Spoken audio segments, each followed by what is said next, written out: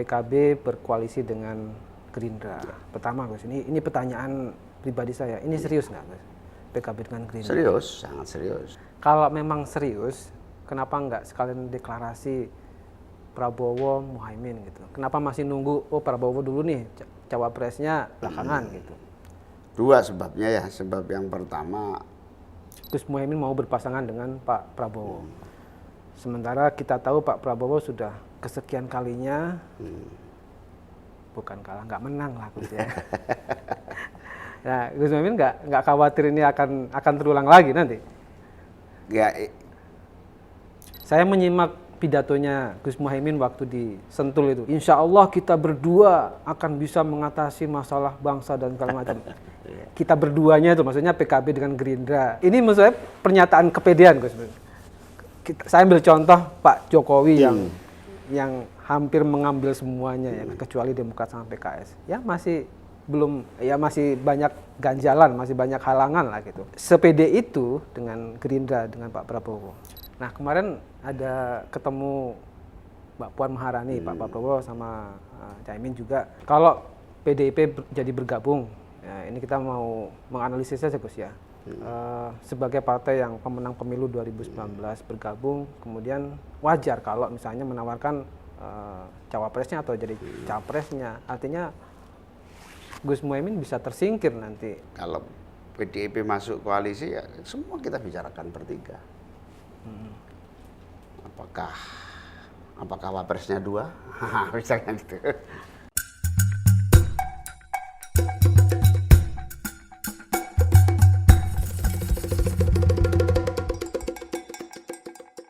Vivanian, kalian sedang nonton di interview. Kali ini saya sedang bersama seorang politikus muda yang berjuluk Panglima Santri. Dia juga menjabat Wakil Ketua DPR sekaligus Ketua Umum Partai Kebangkitan Bangsa, Bapak Muhaimin Iskandar alias Gus Muhaimin. Assalamualaikum Gus. Waalaikumsalam. Apa kabar, sehat Gus? Alhamdulillah baik. Hari ini Gus Muhaimin roadshow di Banten. Banten. Ya. Misinya terus ngapain aja? Jadi ini semua rangkaian dari Hari Santri Nasional 22 Oktober.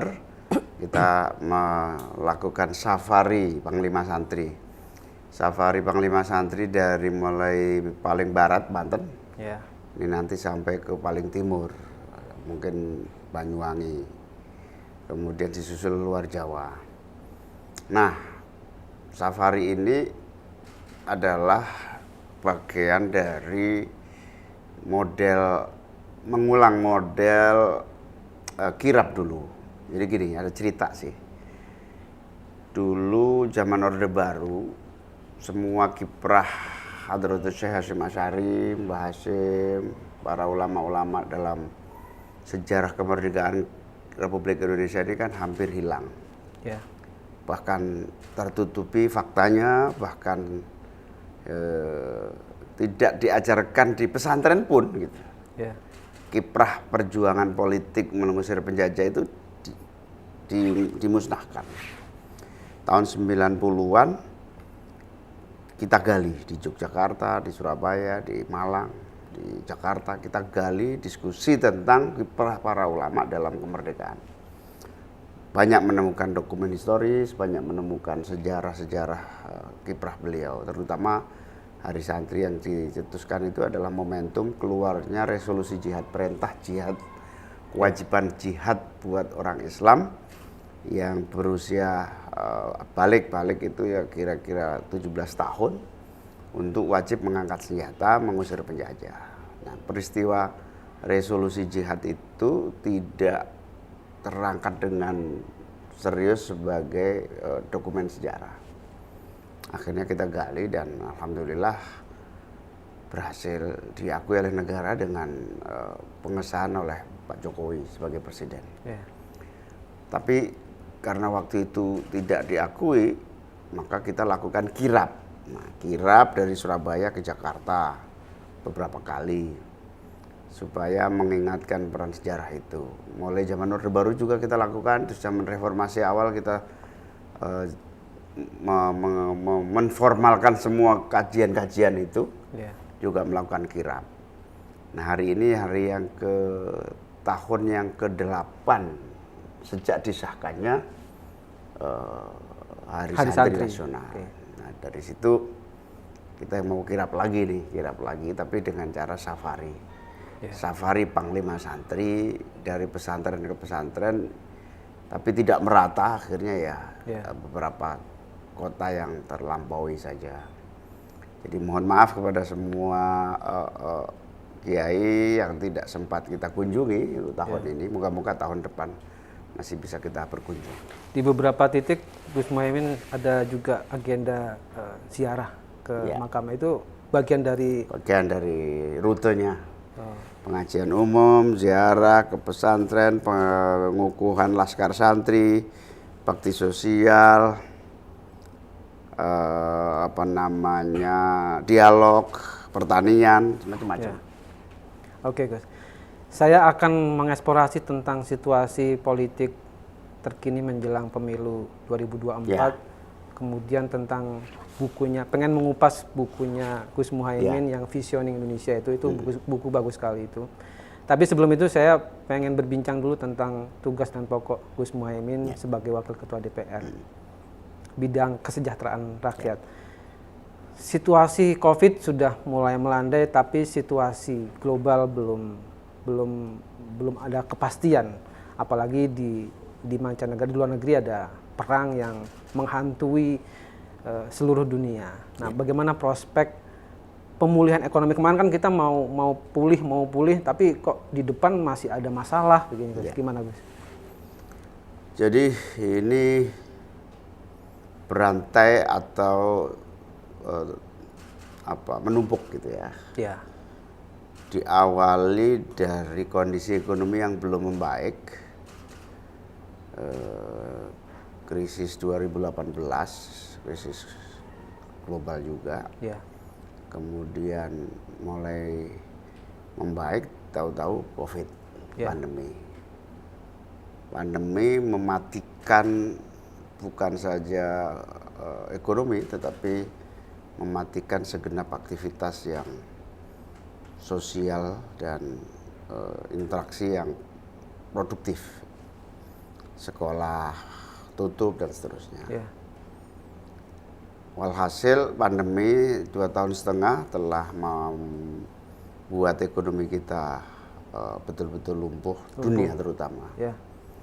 Nah, ketika mulai recovery 3 tahun atau tahun ketiga pandemi mulai bagus, vaksinasi berjalan bagus.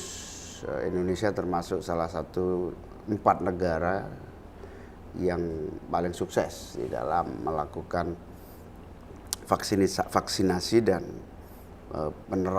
penerapan sistem pengelolaan manajemen pandemi.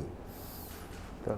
Ada 3 aktor utama yang menopang keberhasilan itu. Satu, pemerintah, Pak Jokowi dan pemerintah berhasil mengkonsolidir efektif penanganan pandemi dengan baik. Yang kedua, para pemimpin non pemerintah, kiai, ulama, tokoh masyarakat, organisasi, kaum muda, partai politik, semua bersatu. Yang ketiga yang paling menarik adalah partisipasi rakyat terlibat dan taat. Taat, betul. Taat dan berpartisipasi, mengikuti semua protokol, mengikuti semua aturan yang dibuat oleh pemerintah. Bahkan cenderung betul-betul waspada tingkat tinggi lah, gitu. Sehingga masyarakat betul-betul berhati-hati. Sehingga penularan bisa relatif tidak menjalar, tidak menjalar dengan cepat, tetapi terkonfirmasi gitu ya perkembangannya.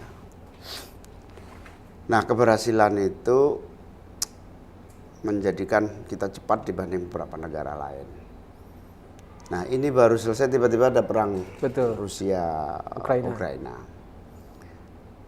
Walhasil dunia akan mengalami goncangan yang agak serius, terutama menurut banyak analis dan data-data. Ya. Bu Sri Mulyani sendiri mengumumkan Januari resesi global pada titik paling gelap.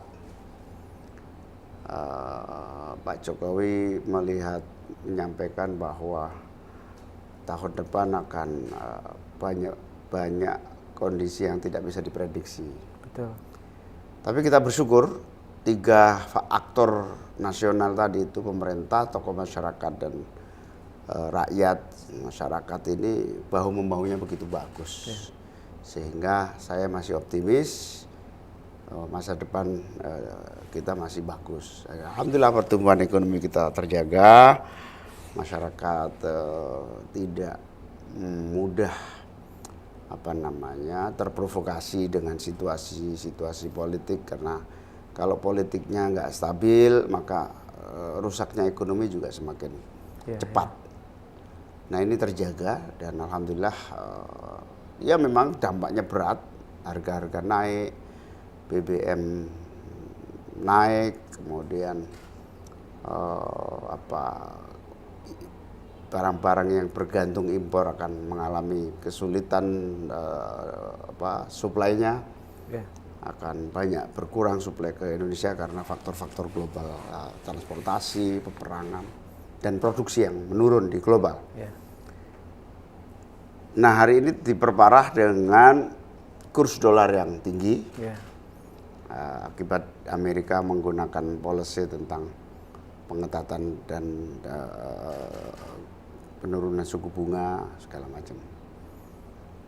Nah, kondisi keberhasilan penanganan pandemi ini harus jadi pelajaran agar ketika krisis ekonomi nanti, resesi global itu sampai betul-betul masuk di tanah air, itu kita siap tetap berkolaborasi semua komponen bangsa untuk bahu-membahu dalam menghadapi tantangan ekonomi yang sulit itu. Di sisi yang lain, biasanya kalau krisis resesi itu 2, krisis sosial dan krisis politik. Nah, krisis sosial itu biasanya dimulai dari kesenjangan, kesenjangan ekonomi atau Gini rasionya itu tajam, kemudian gap yang kaya dan yang miskin tinggi, kemudian kemiskinan bertambah, itu akan menjadi kerawanan sosial. Biasanya diawali dengan meningkatnya kriminalitas, kemudian kecemburuan sosial, konflik, orang mudah tersinggung, dan kalau itu berkepanjangan bisa krisis politik. Yeah. Nah itu semua harus kita bahu-membahu untuk mengatasi itu. Karena residu pemilu 2019 masih terasa sampai sekarang. Yeah. Residu pemilu itu membelah masyarakat di dalam pro dan kontra yang berkepanjangan dengan alasan yang berbeda-beda yang berkembang. Kalau dulu kadrun dan cebong, kampret. Sekarang berkembang lagi isu macam-macam. Sekarang ada yang baru Nasdrun katanya. Nasdrun. Ada ada bergeser ke oposisi dan pemerintah kan gitu. Yeah. Tapi sebetulnya 2 cara yang bisa kita atasi, yang bisa untuk mengatasi itu. Yang pertama, negara atau pemerintah atau kita yang ada di pemerintahan menganggap perbedaan pendapat dan kritik itu sebagai hal masukan biasa. Yeah. Tidak perlu alergi gitu, sehingga ruang-ruang kritis itu tidak terkunci, tertutup. Kalau tertutup itu bisa meledaknya kemana-mana. Nah, saya ingin sampaikan kenapa tempat ibadah, Jumatan, khutbah Jumatan atau kegiatan-kegiatan keagamaan menjadi subur politik dan konflik sosialnya. karena ruang kritiknya tertutup. Media dulu bisa menjadi ekspresi kritisisme gitu ya. Sekarang tidak bisa lagi. Media sudah punya hukum alam sendiri sekarang ini. Karena kritisisme itu sudah berubah dalam ruang yang begitu terbuka. Nah, kita bersyukur reformasi itu membuka itu semua. Nah, kembali ke jadi saluran kritisisme itu tertutup, melebarnya ke tempat-tempat ibadah, sarah. Itu saya berpikir suatu hari nampaknya kalau tidak ada oposisi itu kurang seger. Jadi harus ada oposisi, harus ada supaya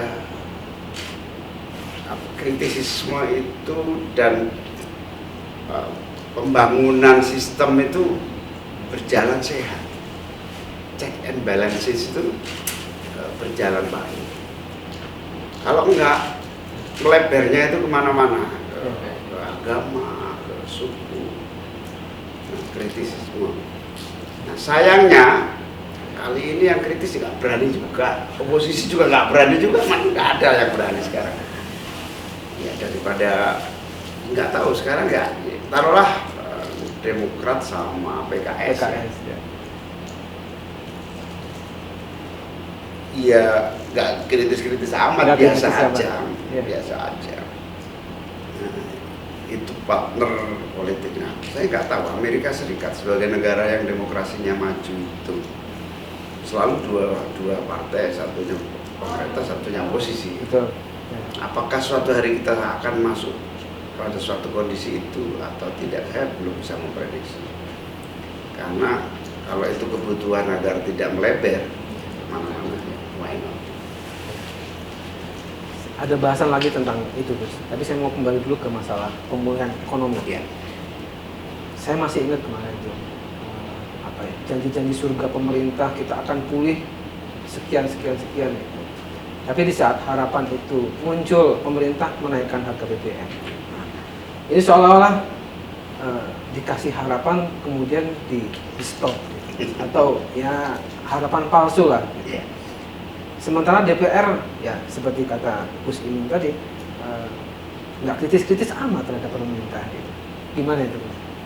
Sebetulnya partai oposisi kan hanya ada dua, PKS sama Demokrat. Selain itu adalah ruling party bersama pemerintah. Kalau konteks BBM sih saya memahaminya dua. Yang pertama memang pemerintah nggak ada uang untuk mensubsidi BBM sebesar itu nggak cukup. Kira-kira setahun 450 triliun, bisa naik jadi 500 sampai 700 triliun. Karena meningginya harga BBM. Nah,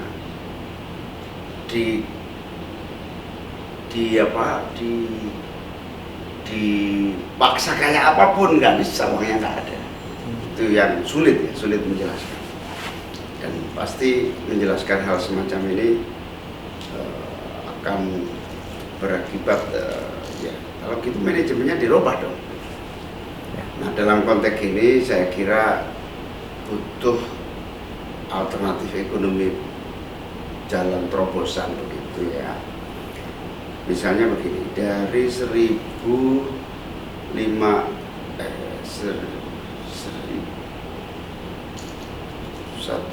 juta barel kebutuhan BBM kita, itu yang kita sediakan itu hanya 700. Dari 1.500 itu 1,5 juta. Berarti kurang 800. 800 itu impor, betul. Disitulah ketidaktahanan, daya tahan ekonomi kita agak rawan. Nah, pertanyaannya apakah kita punya sumber-sumber minyak yang memadai sehingga kita bisa menutup kebutuhan itu? Sebetulnya ada sumber-sumber minyak kita, sumber-sumber minyak kita masih memungkinkan. Cuman ada dua Masalah yang pertama, kita nggak punya teknologi. Ya. Yang kedua, nggak punya political will. Political will itu ya sudahlah, sekali ini kita belanja teknologi habis-habisan, sulit sebentar, nggak maksain diri gitu. Tapi berikutnya kita bisa ngebor sendiri, bisa sendiri. Nah, political will ini, kemauan politik yang tinggi untuk mandiri ini belum sepenuhnya menjadi pilihan.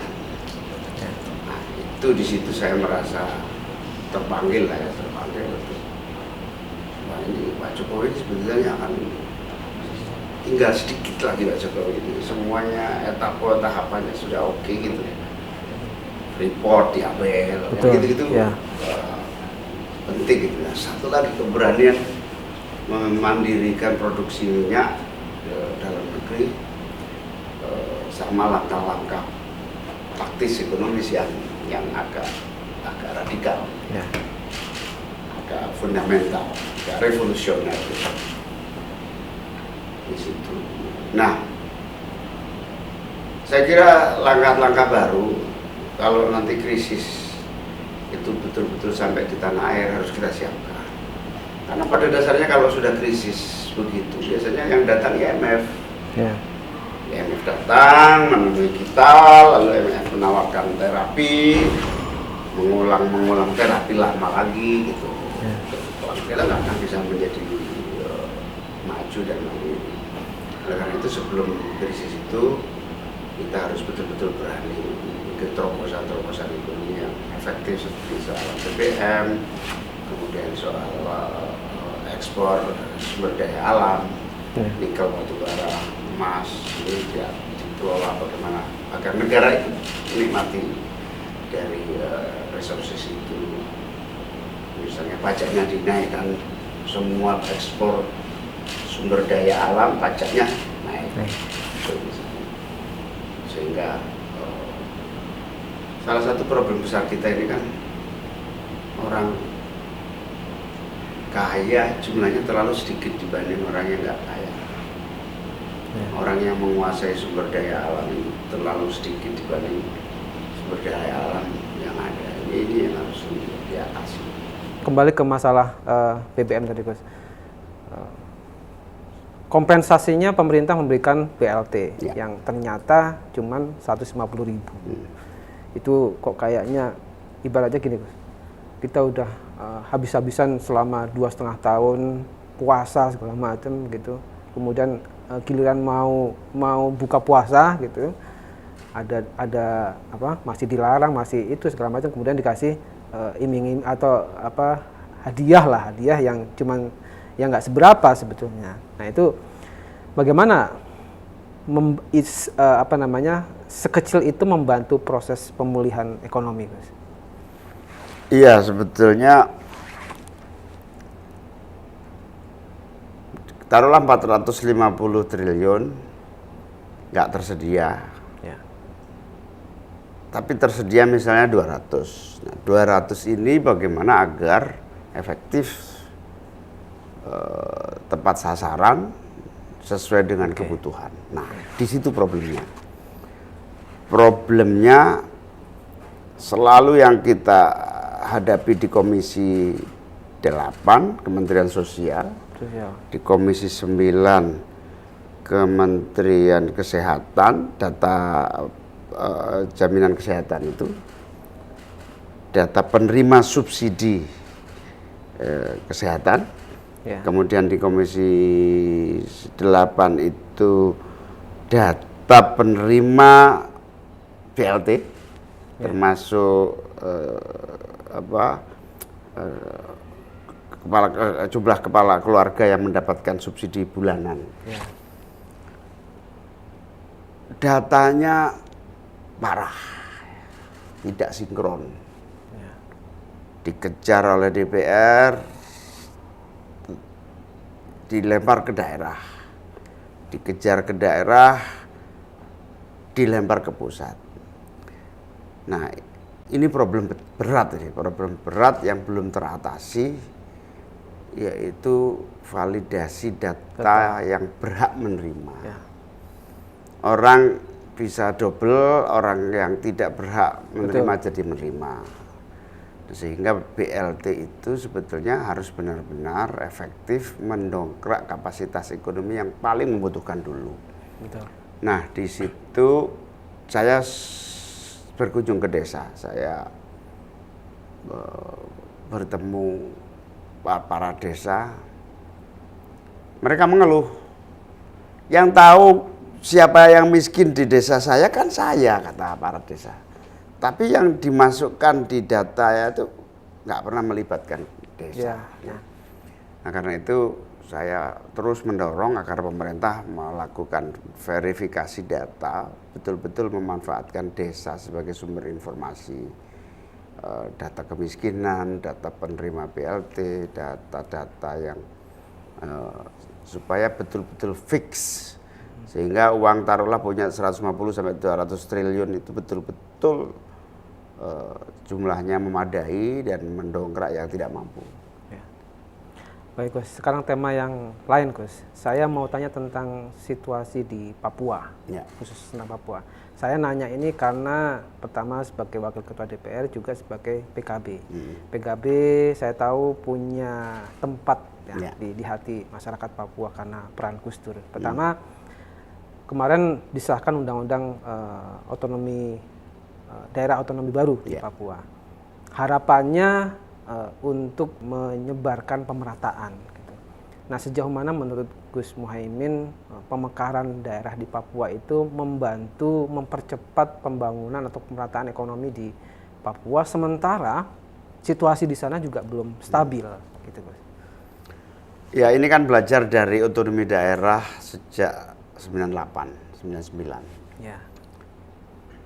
Otonomi daerah, perluasan daerah otonomi baru, kemudian pemekaran wilayah, itu benar-benar efektif, melahirkan kemajuan cepat, pelayanan pendek dan memadai buat rakyat, jangkauan yang sulit menjadi dekat. Gitu.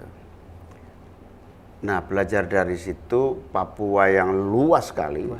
Bahkan dibatasi oleh gunung dan sulitnya transportasi antar tempat, antar daerah, antar kota,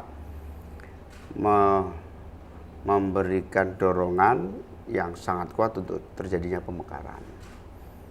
Nah, kita berharap pemekaran ini juga agar dana otonomi yang besar itu juga cepat menyebar. Karena dana otonomi itu juga harus dirasakan. Betul. Dana otonomi khusus ini kalau hanya satu provinsi kan ya akan lamban penyebarannya. Begitu banyak provinsi dan dana otonomi khusus ini bisa penyebarannya itu. Nah, soal siap nggak siap, nggak ada yang langsung siap. Harus ada proses pembelajaran. Dulu kita semua membuat dana desa itu misalnya dari berapa miliar berkembang, akhirnya desa belajar juga, belajar mengelola dana sendiri, belajar bertanggung jawab. Memang ada 1-2 penyelewengan, itu harus dibenerin, ditertibkan, dibina, itu proses biasa. Tapi sekarang kita memetik hasilnya, dana desa itu sudah mampu mendongkrak berbagai kebutuhan desa yang real, yang mulai dari perencanaannya berdasarkan kebutuhan, kemudian implementasinya dikontrol. Itu dulu para ahli anggaran pesimis akan banyak korban dari dana desa itu. Sama dengan Papua ini akan mengalami masa pesimis dalam waktu tertentu. Tapi saya yakin dalam waktu cepat kita akan belajar. Kalau otonomi atau pemekaran di daerah lain kita bisa memahami karena situasinya aman, Tapi kalau di Papua tiap hari mungkin ada tembak-menembak antara KKB dengan aparat. Kurang lebihnya saya mau tanya begini, gimana mau membangun, gimana mau memberikan pelayanan kepada publik kalau pelayan publiknya, aparat pemerintahnya merasa nggak aman gitu, Mas. Gimana, Mas? Ya, itu tugas kita. Tugas kita menjalankan itu dengan menjaga keamanan, dengan menjaga pelaksanaan pemerintahan berjalan baik. Nah, itu proses saya kira bisa, harus bisa. Apakah pemekaran ini akan berjalan seiring, misalnya nanti udah merata, terus kemudian diharapkan KKB itu akan mereda dengan sendirinya? Ya, kalau pakai teorinya kan sederhana. Teorinya dua. Satu, keadilan harus tercipta. Keadilan itu menyangkut ekonomi, menyangkut hukum, hak asasi, menyangkut martabat. Itu harus muncul keadilan. Nah, diharapkan membantu keadilan itulah pemerintahan semakin memiliki kemampuan untuk melahirkan keadilan. Yang kedua, pemberontakan atau separatisme atau perpecahan pun juga sebabnya adalah kesejahteraan. Nah, kita harapkan pemerintahan baru di daerah otonomi baru itu, pemekaran ini juga harus menjangkau semua kesejahteraan orang. Nah, dari jangkauan kesejahteraan itu akan meminimalisir organisasi-organisasi yang berbasis perpecahan dan kekerasan. Ya.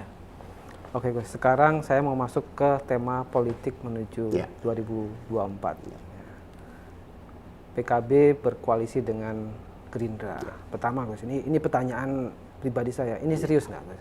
PKB dengan Gerindra? Serius, sangat serius, karena kita ibaratnya saling membutuhkan. Gerindra butuh PKB, PKB butuh Gerindra. Itu basicnya. Apa itu 20%? Sama-sama baru bisa mencalonkan kalau kita punya 20%. Tapi basis yang kedua, saling melengkapi.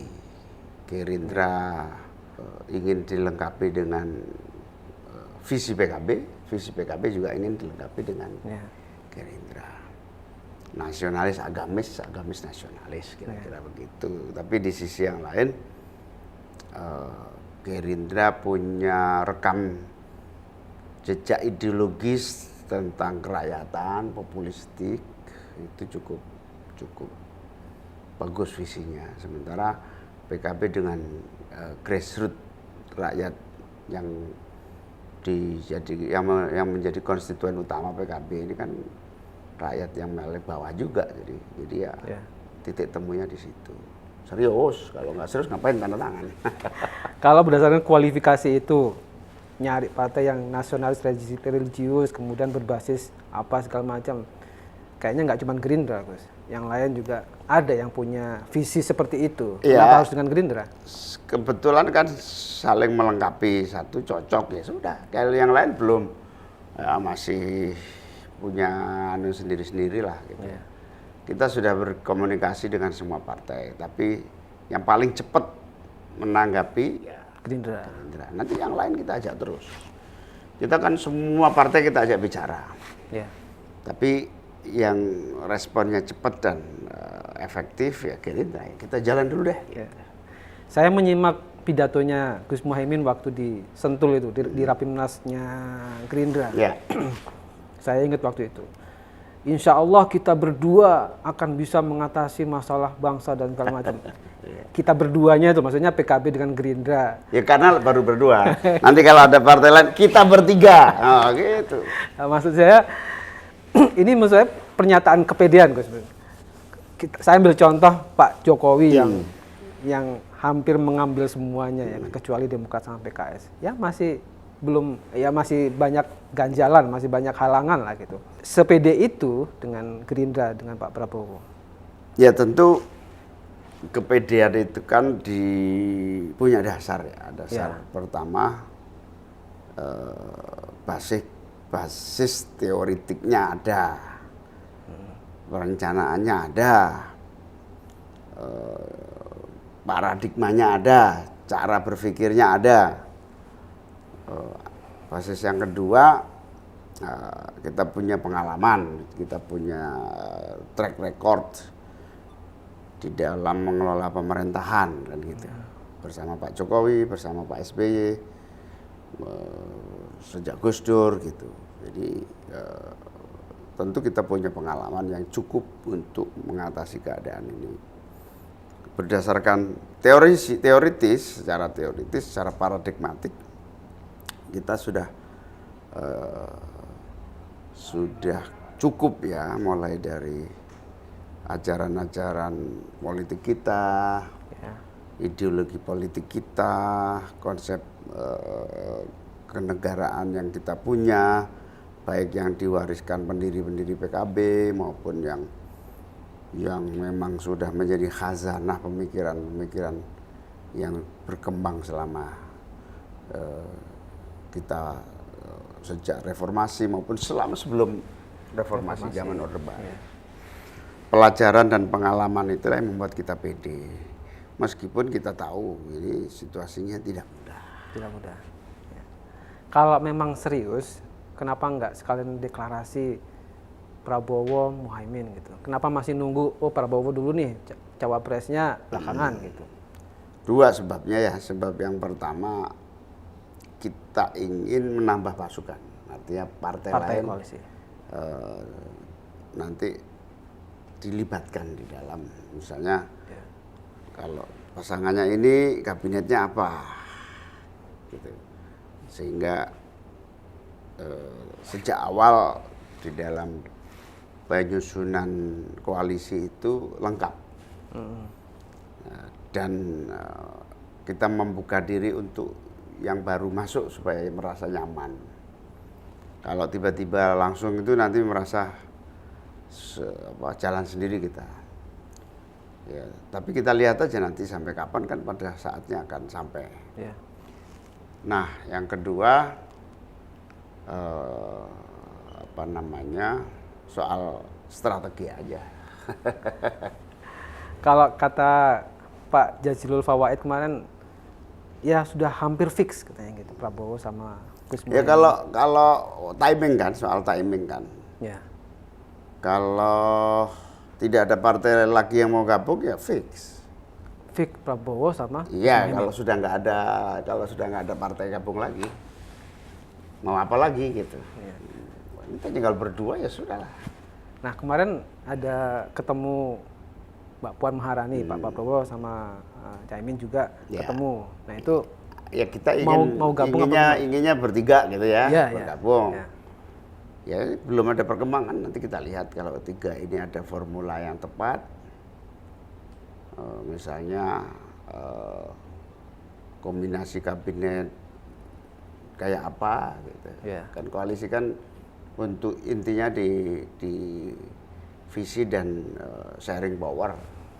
ya. Nah, di sharing power itu kalau nggak ketemu ya fix apa boleh buat kan gitu. Ya. Kalau PDIP jadi bergabung, ya, ini kita mau menganalisis saja Gus ya.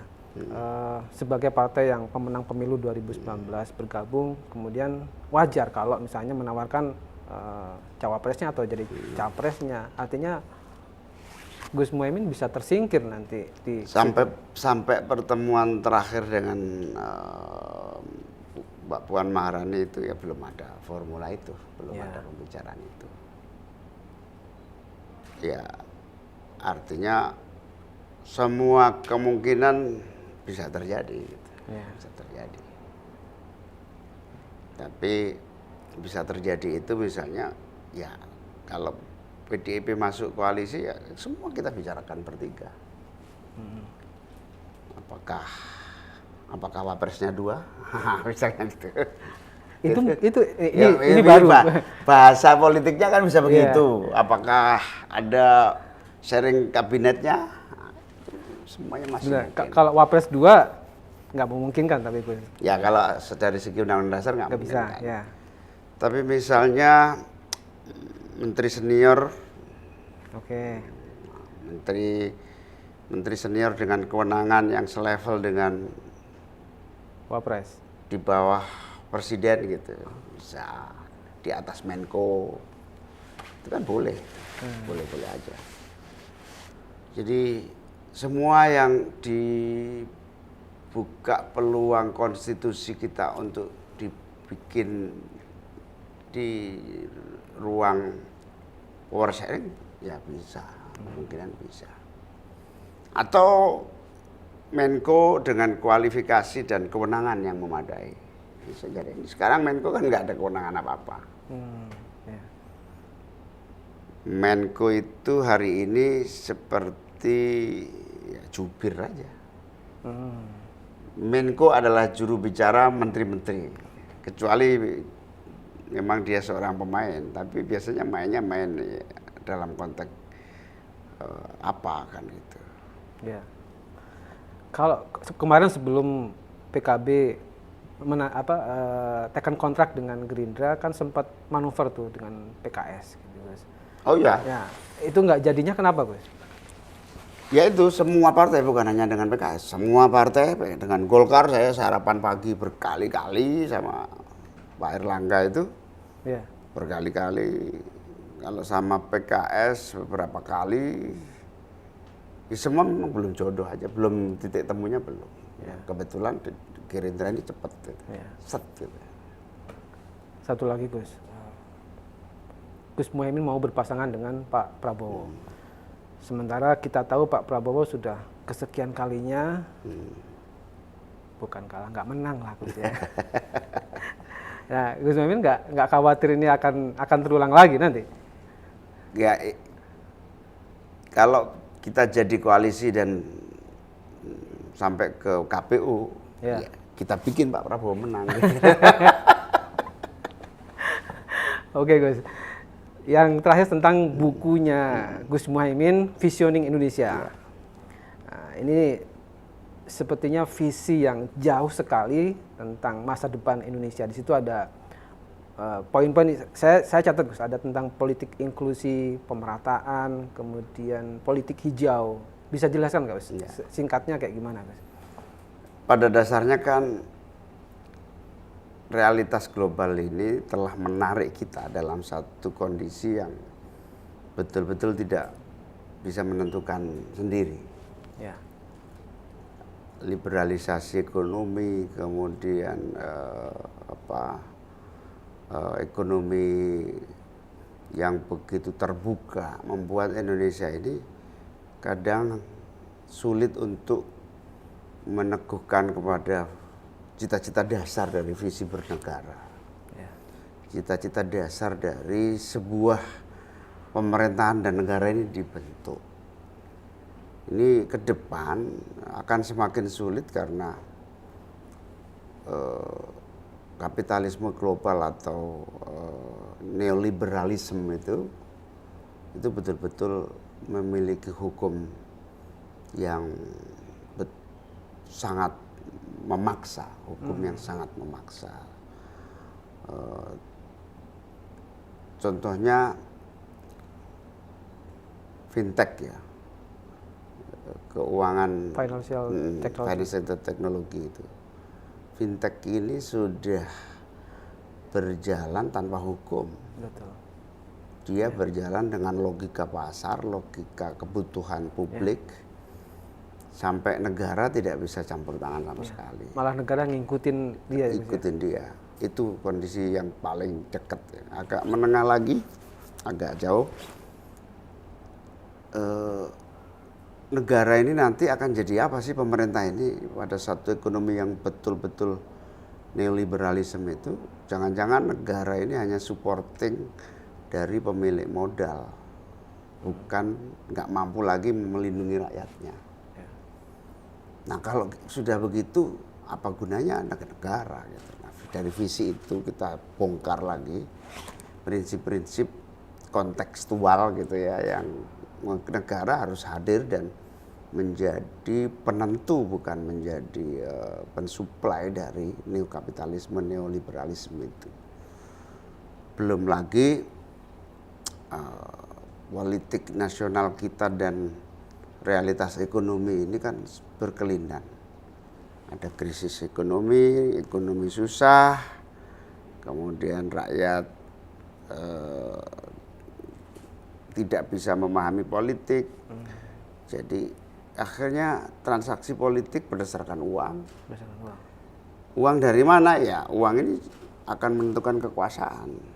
Nah, ini yang kadang-kadang akan menggeser orientasi negara dan pemerintah dari tujuan dasar dibentuknya sebuah negara yang membela rakyat menjadi negara dan pemerintah membela yang bayar pemilu. Nah, di situ itu yang visi itu harus terus ditegakkan supaya ya oke lah. Ya, bagaimana caranya pemerintah itu membuat aktor ekonomi happy, tetapi rakyat juga happy. Kita apresiasi bikin Pak Jokowi dalam waktu singkat bisa membuat Omnibus Law. Itu sambutan internasional dan investasi asing acung jempol. Saya kemana-mana di berbagai negara itu, ini negara benar-benar sesuai dengan kebutuhan global yang memadai. Happy semua. Para investor, para pengusaha happy semua. Tapi kehappyan mereka ini harus diikuti dengan kesiapan negara untuk melindungi rakyatnya. Jadi kalau contoh sederhananya adalah ketika semua modal asing menguasai aset-aset sumber daya alam kita, tapi apakah rakyat kita menikmati juga? Kemarin Komisi 9 berkunjung ke Kalimantan Barat. Kaya raya akan batu bara, tapi rumah sakitnya parah. Rumah sakitnya tidak memadai sebagai provinsi yang kaya raya seperti itu. Nah, berarti ada sesuatu yang putus dari produksi sumber daya alam dengan realitas rakyatnya. Dan negara di mana ini? Nah, disitulah visioning Indonesia bisa menjalankan matematika kesejahteraan. Apa itu matematika kesejahteraan? Kekayaan alam dan sumber daya alam dibagi jumlah penduduk menghasilkan kesejahteraan. Intinya itu. Terakhir Gus, tentang politik hijau.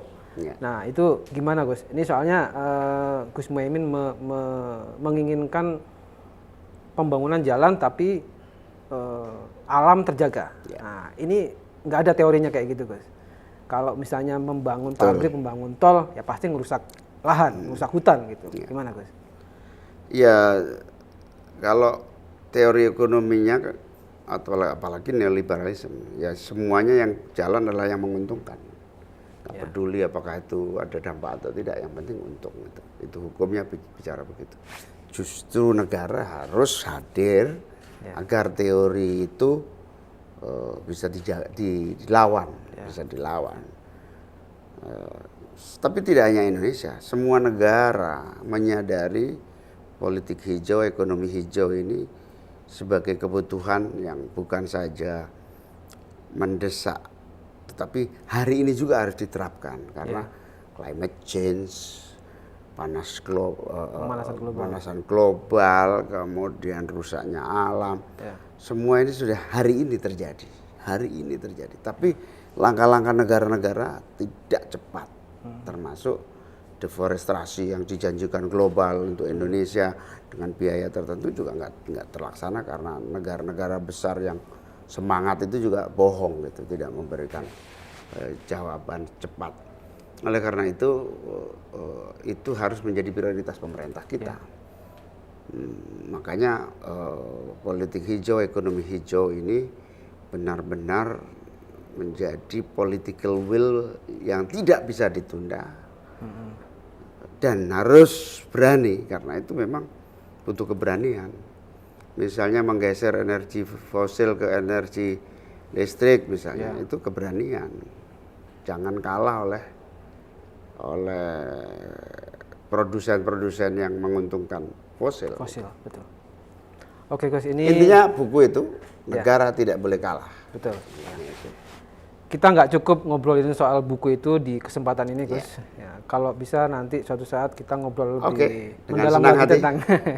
Sebelum ditutup, Gus, saya menyiapkan parian. Nah, Gus Muhaimin kan kemarin sering melontarkan parian, termasuk di Rapimnasnya Gerindra waktu itu. Izin ya, Gus ya? Yes, gitu. Coba. Saya lihat kerpean nih, Gus. Arek cilik loro ojo diceples. Ya. Angel iki. Jawa Ben Timur. menang kudu dikai vitamin. Ya. Mari ngene wis kate Pilpres, minggiro kabeh saiki wayahe Caimin. Ada dua Gus, satu lagi ya. Golek pacar nang Kintamani, arek manis senengane gawe topi. Ya. Caimin iki dulure Mbak Yeni. Ya. Ayo mandek sendiran-sendirane saiki wayahe ngopi. Sakarepe. Terakhir. Ngombe jamu campur gula Jawa. Nek cek pahit rasane koyok ngemut toples. 2024 Caimin maju karo Pak Prabowo. Muga-muga gak rebutan sapa sing dadi cawapres. Cocok. Masuk. Masuk. Aku Oke, Gus. cek mikir apa? Guru nemu iki, guru nemu. Enggak. Siap. Vivanian episode berikutnya. Oke, demikian Vivanian obrolan saya dengan Gus Muhaimin, Panglima Santri, Ketua Umum PKB sekaligus Wakil Ketua DPR. Gus Muhaimin menjanjikan kita akan ngobrol lagi tentang buku beliau, buku Visioning Indonesia. Barusan sih ngobrol sudah sedikit tapi belum eksplorasi yang lebih mendalam. Begitu Gus ya? Ya. Terima kasih sudah. Terima kasih. Baik, Ketemu semoga lain sukses waktu. Gus. Ya. Sukses selalu. Ya. Yuk, terima kasih.